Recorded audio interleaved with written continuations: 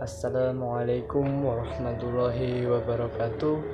Perkenalkan, nama saya Dani Ardian Putra dari kelas 11 DPIB 1. Di sini saya akan membuat video tentang Pranoto Coro Tedak Siten. Oke, langsung kita mulai. Bismillahirrahmanirrahim. Assalamualaikum warahmatullahi wabarakatuh. Nuwun ngaturaken sugeng sonten dumateng para rawuh, dumateng ngarsanipun para sesepuh, ini sepuh saha aji sepuh ingkang setuhu pantes hidup sinudarsana ingkang tansah kula bekteni. Para tamu kakung semono putri ingkang bagya mulya. Linambaran kanthi muji syukur wonten ngarsanipun Gusti Allah ingkang Maha Agung, ingkang sampun mapinten-pinten rahmat kaliyan biyahipun kaliyan hidayahipun katitik wekdal menika kula lan panjenengan sedaya saged kempal wonten ing dalemipun Bapak Haryanto Saperlu Mahardya adicara Tedak Siten putranipun Bapak Haryanto inggih Adik Kurniawan. Ngaturaken wilujeng rawuh ugi ngaturaken agunging panuwun awit rawuhipun panjenengan sedaya. Para rawuh ingkang kinurmatan, kula ingkang jinejer minangka Pranoto adicara keparenga badhe ngaturaken menggah urut reroncening adicara ingkang badhe kalembahan.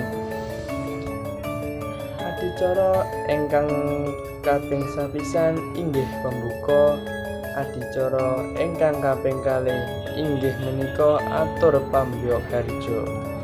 Salajengipun inggih menika wosing adicara, lajeng ingkang pungkasan inggih menika penutup. Mekaten menggah ranta maning adicara ingkang badhe lumampah wonten ing rikalenggahan menika.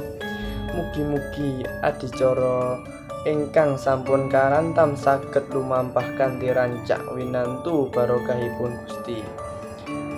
Ngangeti wekdal ingkang sampun ngundungkap siang langkung prayogi menawi adicara menika enggal dipun wiwiti. Tumepak ing adicara ingkang kaping satunggal inggih menika pambuka. Sumangga adicara menika dipun wiwiti kanthi basmalah kula dherekaken. Bismillahirrahmanirrahim. Matur nuwun mugia kanthi waosan donga kala wau adicara saged lumampah sae kanthi sae nir ing sambikala. Menggah dicara ingkang kaping kalih inggih menika atur pambogya harja dumateng panjenenganipun Bapak Haryanto Sumangga. Matur nuwun kaaturaken dumateng panjenenganipun Bapak Haryanto ingkang sampun paring atur pambogya harja. Salajengipun inggih menika wosing adicara ingkang sepisan inggih menika sungkeman. Panjenenganipun Bapak lan Ibu Haryanto sowan sungkem dhateng tiyang kekalih nyuwun donga pangestu. Murih anggenipun momong dhateng putra manggiya bagya mulya. Kaping kalih inggih menika Anopo Siti. Bapak Ibu kekalih mratitisaken lampahipun ingkang putra Anopo Siti ingkang sampun kejawisaken. Menika ateges bilih gesangipun menungsa kawiwitan saking Siti lan Benjang wangsul milih dhateng Siti utawi bumi. Kanthi pangajab Benjang menawi sampun ngancik ing bebrayan agung. Sageda ingkang putra angkreksa lestari ing bumi. Kaping 3 inggih menika wijikan ing Sekar Setaman. Murih anggenipun nglampahi gesang tansah cinaket ing reh keutamaan. Kaping sekawan inggih menika Anopo Jadah. Sapa wong sing temen bakal tinemu Kotya jadah ingkang sampun cumawis mawarni-warni ganggung pitu. Mugia Adik Kurniawan tansah kasinangan pitulunganipun Gusti. Kaping gangsal inggih menika napaki anda tebu. Menika ateges mugia ingkang putra saged nggadhahi anteping kalbu nalika nglampahi pagesangan. Kaping 6 inggih menika milih lan milih dolanan. Katon maneka warna jenis dolanan ingkang sampun cumawis kados dene buku, montor-montoran miwah arta. Dolanan ingkang dipun remeni menika anggambaraken kados pundi mangke Adik Kurniawan. Mugia saged ngugemi murih kautamaan sampun ngantos nerak mewalipun unggah-ungguh lan subasita. Kaping 7 inggih ing menika ingkang putra siniram toya gege dening ibu. Toya gege ingkang widahan pangar mujudaken pangajabipun sakluwarga bapa miwah ibu ingkang gluwentah.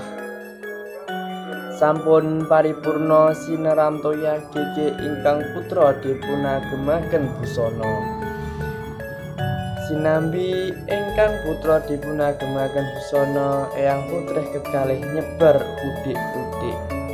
Adicara salajengipun inggih menika sungkeman.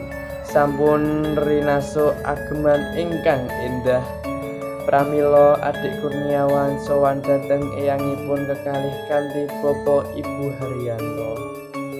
Anggenipun sowan kanthi ateken tebu ingkang rinengga gedhang raja miwah jinangkepan ingkung estining griya gegadang manggih raharja lan mugi tansah menembah lan manah.